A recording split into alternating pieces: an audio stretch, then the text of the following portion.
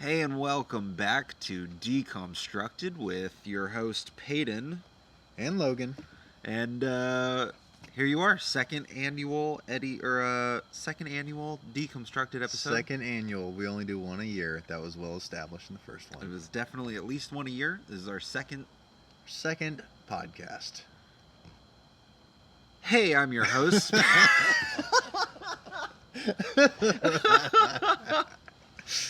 Oh, we are terrible. Okay. So welcome back to... Nope. We're going to start that whole thing over. You ready? Hey everyone, this is Logan. I'd like to welcome you back to DCOMstructed. Why are we saying back? Peyton. It's not welcome back. Why not? Did they...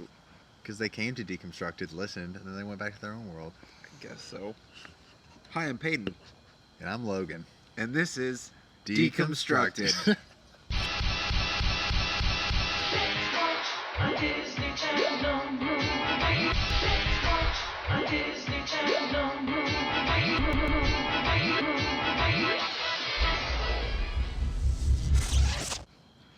Hey guys, welcome back to DCOMstructed.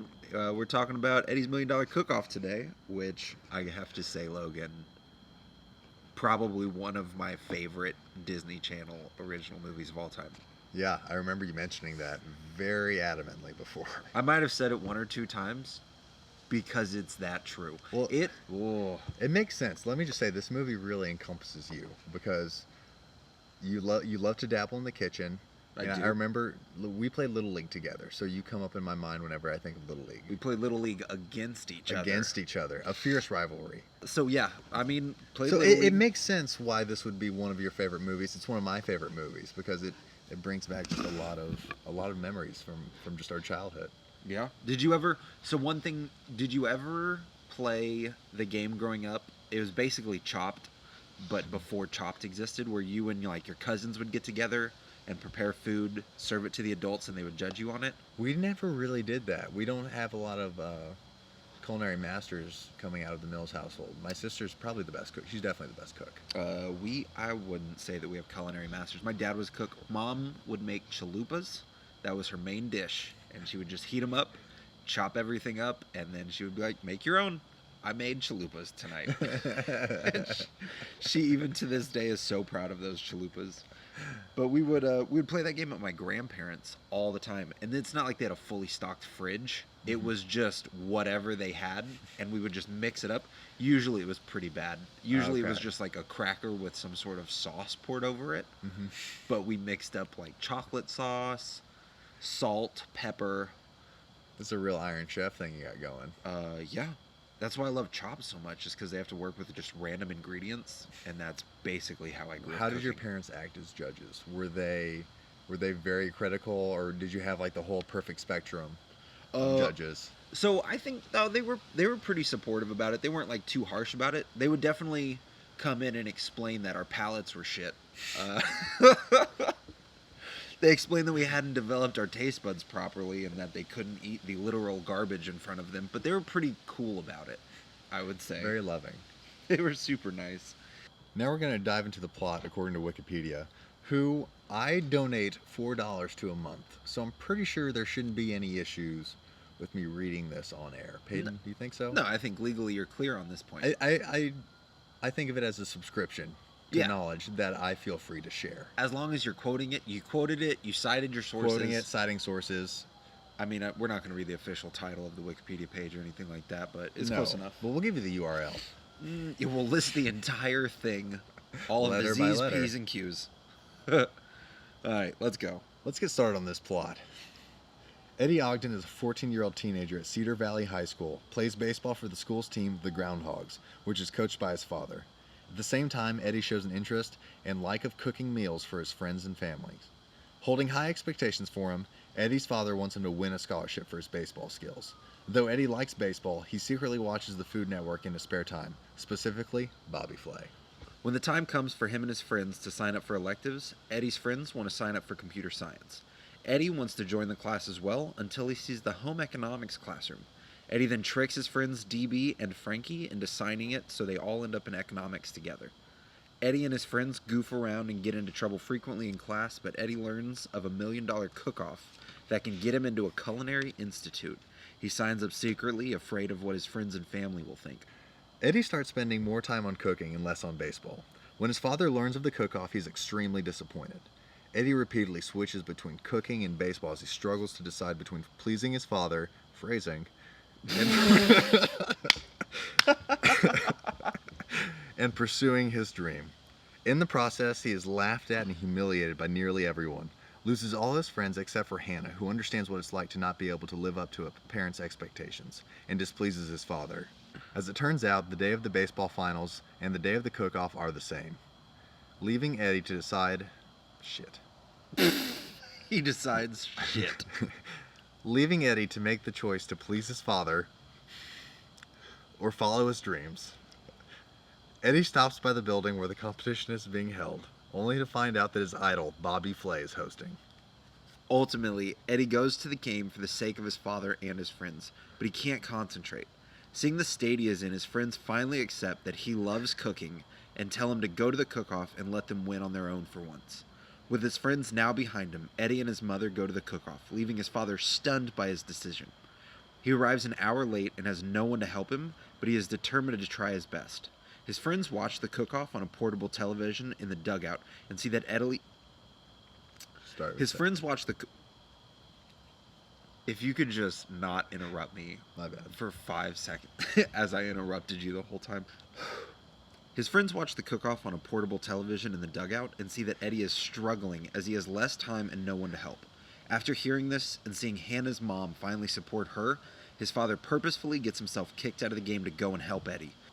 Together, the two manage to complete the cook-off just in time, but Eddie does not win, although Bobby privately admits to Frankie that he thinks Eddie did the best. Eddie's father now supports him wholeheartedly and comforts him, telling him no matter what he does, he will support him from now on. Eddie's team wins without him, all thanks to his best friend DB, who hit that final ball. Eddie and his friends go to celebrate at his house, and Eddie's cooking rival, Bridget Simon, It's Simon.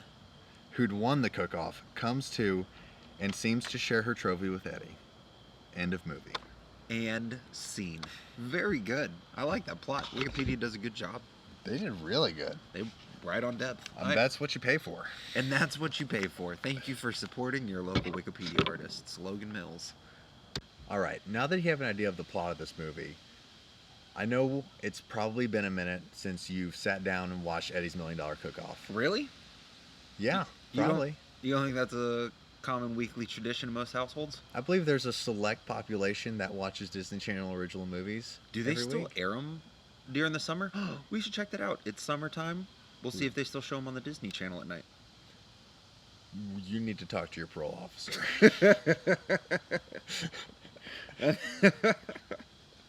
Well, speaking of the movie, what'd you remember first? So one thing that struck me was how quickly the dad's sexist comments came out. Oh my goodness. He was firing these suckers all over the place, and they were straight on the head. Yeah, there was no sort of just like, I don't know, man. That was very aggressive. Like in the first scene, he's just like, come on, you throw like a girl. There was no finesse to these. No, it was very aggressive. You throw like a girl. Your dad's a nurse. Oh, yeah. He was like, hey, did you hear the third base coach for the Scouts or... For the Eagles. Oh, it was the Eagles. The head coach for the Eagles is a male nurse. It's a male nurse, and he's just dropping all these sexist comments. Yeah, pretty quickly and pretty harshly. Yeah. Not a lot of setup to it. That hit me. And they kind of went through the whole film. Yeah, I think the problem is they never make him lovable.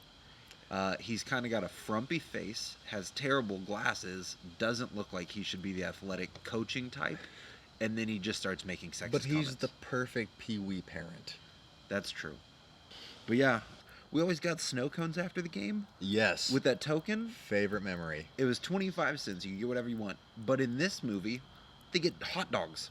The Eddie dogs. Yeah, they get Eddie dogs. Well, it's not established whether they get them for free, but they do console themselves after the loss. They said, well, let's go have some Eddie dogs. I like that. That's how I relate, eating away my feelings.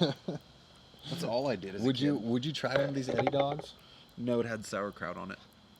I was going through just some of the ingredients. It looks like ketchup, mustard, relish, onions, tomato, jalapenos, horseradish. You said what else? It was not horseradish, it's sauerkraut. I heard him say horseradish. I pulled that from...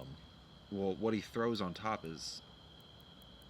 Well, he says he put horseradish on there. Oh, I think the kid just doesn't know. Was it Orlando Brown? No, it was Eddie. Oh, Eddie said that? Yes. Well, this is before he ever took a cooking class, so he probably Yes. just didn't know Exactly. sauerkraut, not horseradish, you big goofus.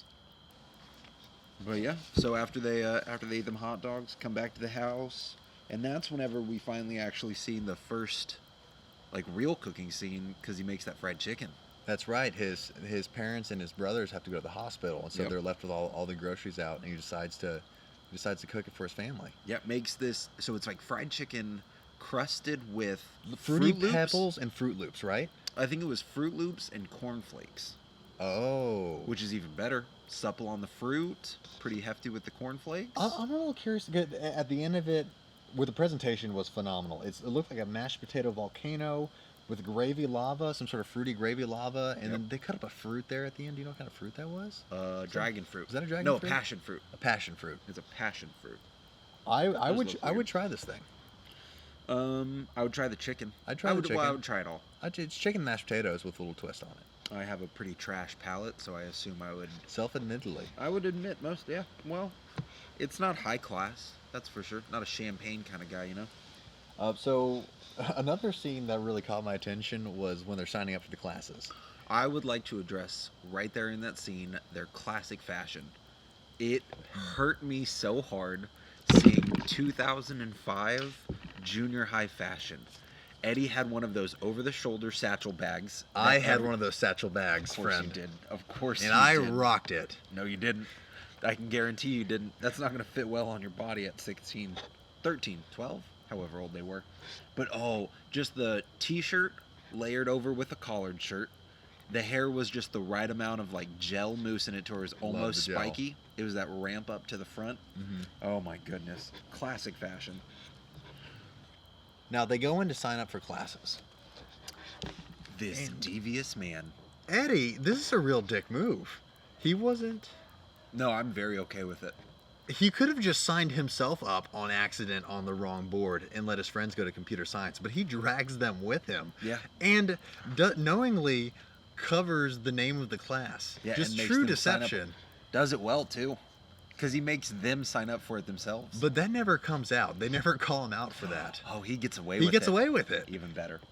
Even better. The man lies and gets away with it. That taught me a very important lesson at a young age, which is as long as you get away with it, there's no repercussions for anything. I don't know about you for electives, but most of my classes were always ag classes. That's right. We had one ag class together. Yes, we did. And then I look back at it and I'm like, I could now tell you 7 different types of beef cattle, but I don't really know how that's helping me in my day-to-day. And that helps me with taxes because Do you not have to list what kind of beef cattle you own on your 409k? Your W-10 is where you list what plants you raise, right? yes, Yeah, I All that. assume that's correct. it's a J29 fiber. I'm going to write off 2 Angus steers and a Jersey heifer on my 6. I'll report that 6024. Brahmin though No, you keep that on the back burner.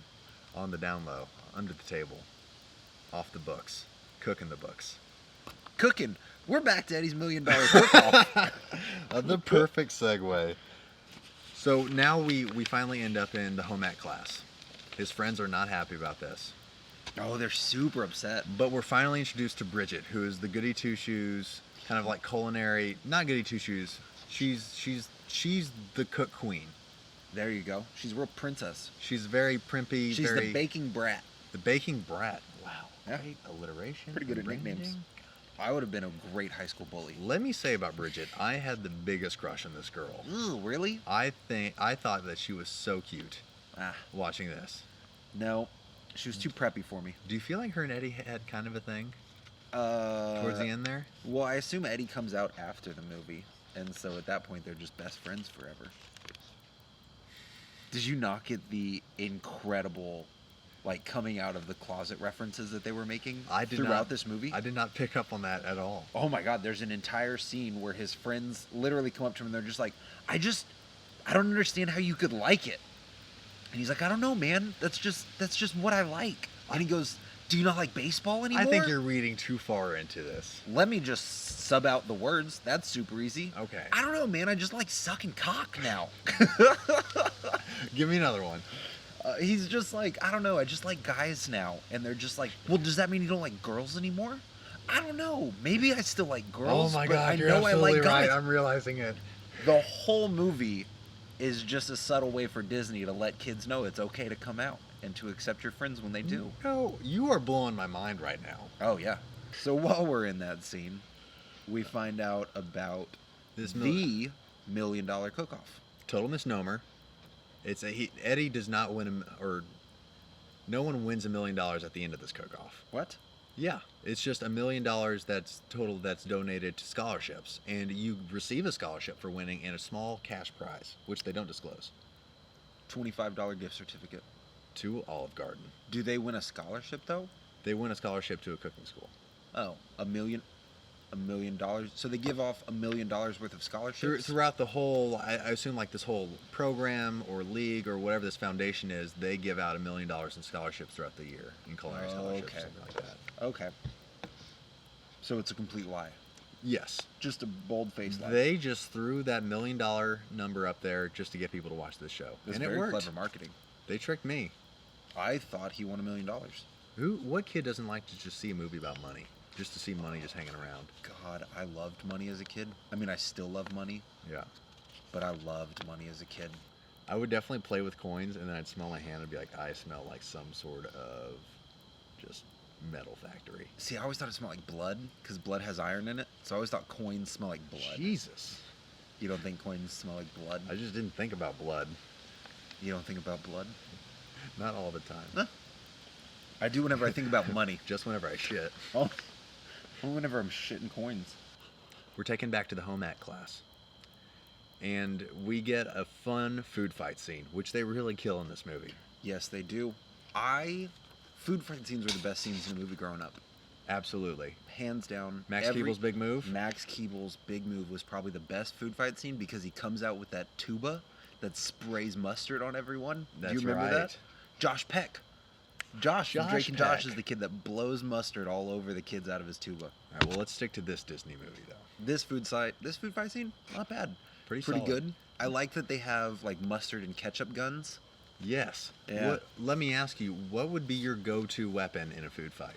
Mashed potatoes. Mashed potatoes. I think a bowl of mashed potatoes, it's the right amount to where you can scoop some up, give it a Yeah. good heft, it flies together well, Okay. doesn't hurt on impact, but it's a good splatter. I was thinking either the condiments, because you can squirt them at Okay. people, or like a ground beef, where you can make some sort of ground beef snowball and chuck that. Do you think it'd stay together well enough? I don't think it would stay on the person that well. I think you would just be hitting them in the I'm face going with for meat. impact here. Oh, you're just trying to hurt people. Yes. You're like condiments for the eyes, frozen burger patties for the head. Yes. Okay. Absolutely. In that case, yeah, I think condiments to the eyes and burger patties to the head is what's going to do them in. Okay. I would personally, I'm going to stick with the mashed potatoes though, because that seems to not hurt it's like It's hitting you in the reasonable. face with a cloud. Ooh, cake. Cake would be a good one. Cake's a good one. I think condiments are a good choice for a food fight. We should start a food fight somewhere. At a restaurant? Yes. It has to be at some sort of cafeteria where you're not. Luby's. That is the perfect fucking place. We're going to Luby's. We're stealing all of the food out of the back. We have an obvious advantage over everyone else who eats there because they're on arthritis medication. Yeah, their hands aren't going to grip the potatoes too well. Especially if we hit them up at 4. This is why I worry about your beef. Because if you smack an old person in the head with a slab of beef, oh. Isn't that the way you'd want to go though? Being hit in the head with beef? Yeah. No. Okay, so there's at least one other person that we have to talk about, and that is the teacher, the home ec Mrs. teacher. Hadley. Mrs. Hadley, the home ec teacher. Love her. Whenever she first comes on the scene, I saw her and I was like, oh, she's a murderer. She looks like she's going to murder the kids. She's given up on life. But then she's super sweet, super nice. and She's you very love her. quirky and actually very funny. She's very quirky, funny, She tells Very quick. Yeah, she's a witty lady, but nobody understands her. Yeah. And then it gets pretty sad at the end whenever she was just like, I did rehearse this speech in front of my cats, so maybe that's why I didn't Once go you well. find out she's a cat lady, it makes sense. Yeah, she loses a... But she has just this energy about her. Whenever she's going with Eddie about like the practice, and she's like, "Oh, well, you already have it figured out, huh? Can you zest a lemon? Can you poach a pear? Can you cream a custard? Layer a lasagna? Coddle an egg? What is that? I like how it was alliteration, coddle an egg. Dress a lamb? I can dress a lamb. I had to go to a competition one time where we all dressed up our goats in different things. So we put like a funny hat on them and then like a funny skirt on it. So I think if I did it with a goat, I could probably do it with a lamb. Okay. And him going back to the baseball team leads to a pretty great montage of CCR, some Creedence Clearwater Revival being played. How on God's green earth did Eddie's $1 Million Cook-Off get the rights to Center Field by Creedence Clearwater Revival? Or is it Put Me In, Coach? Yeah, it's Put Me In, Coach. It's Put Me In, Coach? I think so. Put me in, Coach. I'm ready to play. I can be center field. Great song. I think I missed a couple lines, but it's a they great... spent about 78% of the budget on the rights to that song. 90% of the budget went to Creedence Clearwater Revival and Bobby Flay. That's where 90% of the Bobby budget Flay was a total dick in negotiating. It was a total money grab. Oh, he had He took to have. 90%. Yeah. So I love that they have Creedence Clearwater Revival. They're making all the runs. They're making it all count.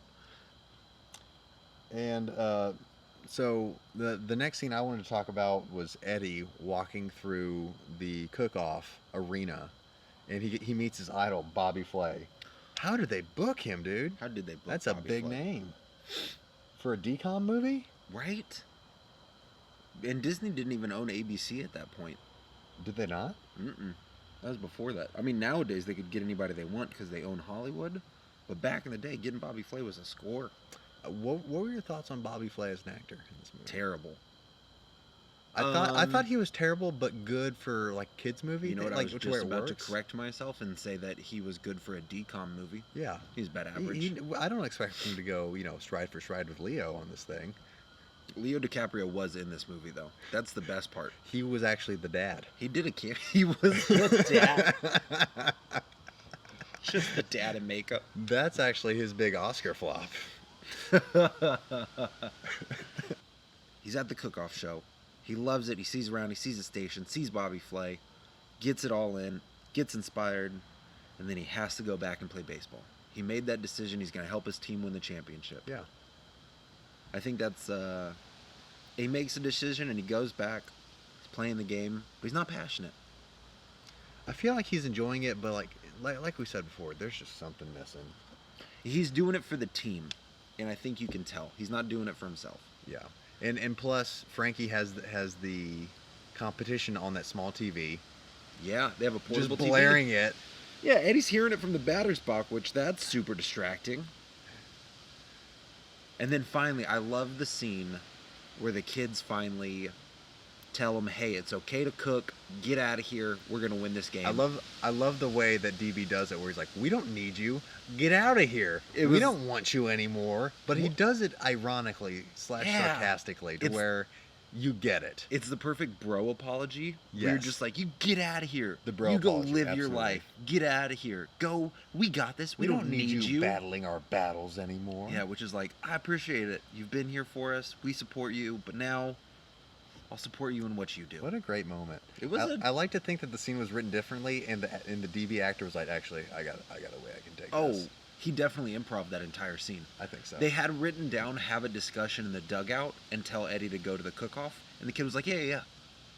He was like, "I'm a method actor. I'm actually 35 years old, but I've transported myself into the body of a 14-year-old. Leo actually played him as well. Leo played both. He actually played everybody except for Orlando Brown and Eddie, surprisingly enough. Did his stunts for Eddie, though. That was pretty cool. So they tell him to get out of there. They tell him to go back to his cooking show. And what does he do, Logan? Shows up to the cooking show. And so eventually the dad realizes After looking at how Hannah and her mom reconcile Yep. over her passion for baseball, he realized that he needs to go there and he needs to support his son. And so he for no reason at all, gets kicked out of this game when he could have just left. He's a real attention hog. And then he kicks dirt on the umpire's cleats. Kicks dirt on the ref, yep. Gets kicked out of there. So just a real drama queen, if you ask me. And he shows up at the cook-off. You know what my favorite part is? That he walks in, one hand cracks that egg like a motherfucker. It's a big trope that's going on throughout the whole movie. Eddie doesn't know how to crack an egg one-handed. He barely knows how to do it two-handed. And his dad, first time he gets in the kitchen, grabs an egg, throws it down, cracks it right in there. I love it. It's a good A movie. great full circle. Yeah, it was a fun little story that played out through the whole movie. Can you crack an egg with one hand? Yes. I cannot. I can't do it. Really? Not well. I've done it a couple times, but at least 2 out of 5 times, I'm going to smash that egg into the yolk. All right. So at the end of this thing, so spoiler alert, Eddie does not win. No, he doesn't. But his team does. Yeah. It was like the weird amount of like the team won, so you're happy for them. Eddie loses, so you're sad for him. Eddie's crying because he lost, but his team won, so he's shedding happy tears. You're on the couch shedding happy tears. It's a great way to introduce kids to a bittersweet ending. That's a good point. Yeah. I thought Bridge to Terabithia was a little over the top in their example. I don't know why I saw that one first. In comparison, Eddie's is pretty soft, I'll be honest with you. Very much so. Yeah. And so at the end of this, the team comes in. They're celebrating hard, and you know, Eddie's actually teared up. He's very passionate about this. I love to see he's got some fire to him. Who ends up winning? Bridget Simons. Exactly. Which one is it? It's Simon. It is Simon? Yes. Oh, okay. Yeah, Bridget does win. But Bridget wins, and then we realize she has no friends. And she's like, what about me? I won. And that's when Eddie, being the classiest gentleman of them all, he says, come on with us. That's when I thought they had a thing. Bridget and Eddie? Yeah, Really? I think so. I don't think that would develop later until like college, whenever they find each other on That's Facebook. how I feel. I feel like they're not going to date in like junior high or high school. They're going to find each other years later. Years later. So they go to rival culinary institutes. Yes. They start rival restaurants on the West and East Coast. Mm-hmm. And then some reason they're brought together by family tragedy and they have to come home I love it. to Groundhog City. I We're assume writing. that's the name We're of the town. writing the sequel. Oh, Eddie's $1 billion cook-off. He hosts his own. I like this. I'd watch it. It says billion. Eddie's $2 million cook-off. $8 million and $1 cook-off. Eddie's $1 million and one cook-off. But Hold yeah, on. Eddie's a classic guy. Perfect ending to Eddie being a good guy.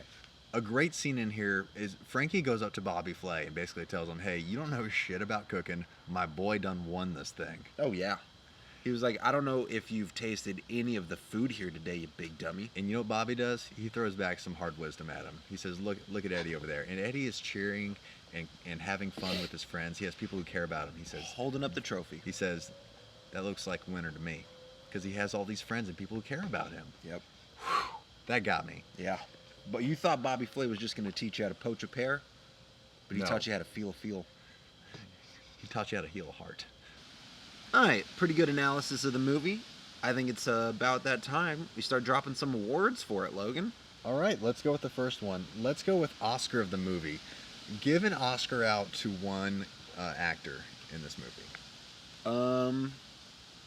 So it's going to be pretty obscure, but I would say it goes to Best Female Supporting Actress, Okay. and I'm going to give it to Kimberly, which nobody remembers, but she's the tiny Asian girl who finally calls out the coach on all of his sexist She BS. is great. No, that is a great award. Yep. So who'd you give your Oscar to? So I actually gave a Best Supporting Actress as well. I gave mine to Miss Hadley. She Ooh. delivered a very caring performance and a quirky and sharp. Yeah, I think so. Earlier, I think you summed it up really well when you said it was on par with Stand and Deliver for you. Stand and Deliver, Coach Carter. She's up there. She's making a difference. and she's passionate about what she does. Yeah. And she's just a quirky little cat lady. And she's relatable. You like her. Very relatable. You'll love her at the end. All right, next award. Best overacting adult actor. These always come up in This DCOM one's easy movies. for me. It's not even close. It's the umpire in 2 of the scenes. There's 2 scenes where Eddie's foot is off the bag, so the runner's safe, and the umpire bends down, squats, stands up, and then waves him safe, and he goes, "Safe? Your foot was off the bag." I thought he just delivered a strong line, but I see where you're coming from. Yeah, I'm positive that one was not in the script. And this guy was like, "I'm going to earn my acting credentials right here, right now." All right, I'm going to go ahead and give mine to, and it's kind of obvious, to the dad. But that doesn't mean I don't like his performance.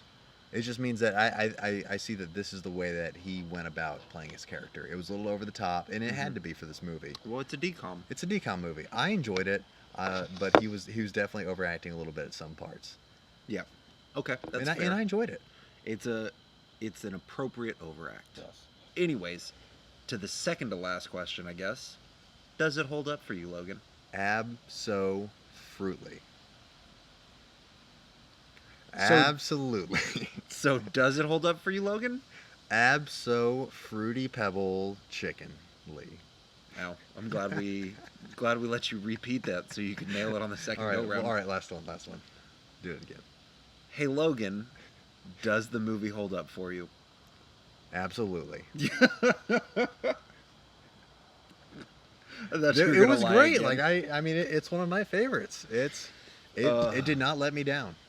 I'll say it definitely did. Made you feel like a kid again. It held up. It brought back a lot of nostalgia, like I said, about baseball, and for you with cooking. I mean, I Yep. thought about you this whole movie. Aw, Yeah. thanks, man. That's how I used to cook. I would throw a chocolate chip cookie in the middle of my hamburger. Still pretty good. I still stand by that. Yeah. It's I like guess- another layer in there. I You guess just put it some right on top people- of the meat. Some people just aren't appreciating their time. Thanks, man. I appreciate that. I know it was sarcasm and you don't mean it in any sort of way, but I'm gonna just stating a random fact that some people are not appreciated during their time. I mean, you're overappreciated if anything, but like Van Gogh and stuff, you know, real artists. All right. Now to our bonus question. What is your favorite dish of this meal that Eddie makes? Ooh. Wait, does it have to be that Eddie makes? I mean, Yes. it is anyway, so it Yeah. doesn't matter. Yeah, we're going to go with one of Eddie's meals. Hands down, not even close, the chicken. The chicken? That's the one I want to try the most. I think would be the chicken. So what was it? It was Fruit Loops and cornflakes. Possibly Fruity Pebbles. Oh, there was probably some Fruity Pebbles on there. So Fruity Pebbles, Fruit Loops, and cornflakes. That sounds like a great breading to me. Does not sound bad. It would be an interesting twist. Would you think about mixing that up? I might actually do that. Try that out. We have some ribs in the fridge. I'll just do Fruit Loop ribs. Who doesn't love a good Fruit Loop rib, you know? Wow. Aren't they going to bring that back at McDonald's at some point? It's the McFruit Loop rib. For my favorite dish, I'm going to go with, if you remember, before the final game, Eddie goes into the kitchen and whips up some sort of eggplant lasagna. He makes an eggplant lasagna right before the last game. Yes, he does. Looks pretty solid. I would try this thing. Usually I stray away from dishes that don't have traditional protein, but that thing looked pretty damn good. I'd try that out. The one thing that threw me off, what American family just has eggplant lying around for their children to cook with? Fair point. That is let's throw that into one of the problems we had with this movie. That problem, as well as... Actually, you know what? This movie doesn't hold up at all. You're right. It does not hold water. Who the fuck has an eggplant? He also makes the noodles from scratch from his lasagna. And I was like, it takes at least 24 hours. This kid doesn't know what he's not going to be able to make a lasagna from scratch at 3 in the morning. You know what? You're right. This movie is complete dog shit. Yeah, I'd have to agree. You know what? Now that we've switched our minds, we've made our final decision. Are you locked in on that? Yeah, this movie sucks. I hate it. Okay. I'm gonna disagree for the fans' sake, because I think going overboard on just the noodles is a little strong, but I appreciate your dedication to the craft, Logan. And on that note, I feel like we can go ahead and wrap this bad boy up. This has been DCOMstructed. Very close. This has been Peyton And Logan. with DCOMstructed. I'm actually an Iron Chef. Oh yeah. Yep. You didn't know that? Do you have any context for this? What do you mean context? I went on to Iron Chef and I won. Oh, you won it? Yeah, it was me and Gordon Ramsay. We competed and then I beat him. That's how Iron Chef works. What was your final dish? There were 3 dishes at the end of it. Yeah. So you had to do. It was weird. So they did like a breakfast, lunch, and dinner. And so for dinner you have to do your entree, your dinner, and your dessert.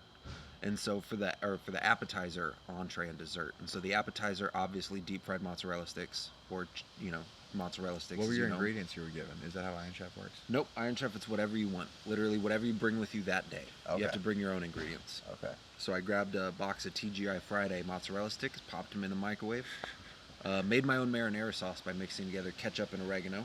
Very nice. So that was my appetizer. My meal, I actually just ordered off of the dollar menu at Taco Bell, and I just plated that because they didn't say you couldn't bring in cooked stuff, and so Yeah. I just whatever you bring in that day. And then the dessert, I actually made by hand an entire lemon tart, but it was the size of Montana, or is this shape of Montana, probably about the size of the table. And what did Gordon bring? What did Gordon? I don't know. They didn't even taste his. They tasted yours and just gave it to you? So they saw the mozzarella sticks and they were like, okay, we like how you did this. They saw the Taco Bell and they were like, wow, like that's ingenious to just bring in other food. And I was like, thank you. Like I thought it was a pretty good idea. And then they got to the lemon tart, the size of a table, the shape of Montana, and they ate all of it. And then they were like, this is so good. We don't even need to taste Blord and Flamsy's recipe. We're just going to say that you're an Iron Chef now. And I have a hat and a certificate. It's laminated. Wow. The hat, not the certificate. Fucking idiot. Should we keep in the 7-minute rant about me being an Iron Chef? That was the worst improv I've ever heard in my entire life. You remind me of Michael Scott, where it's like, yeah, I was trying to find a place to improv, and then a guy drove up in a race car, and he was like, "You're super fast, like you should join improv," and then I joined. Do you remember that scene? I don't remember. You go too deep with your office cuts, man. Yeah, it's okay.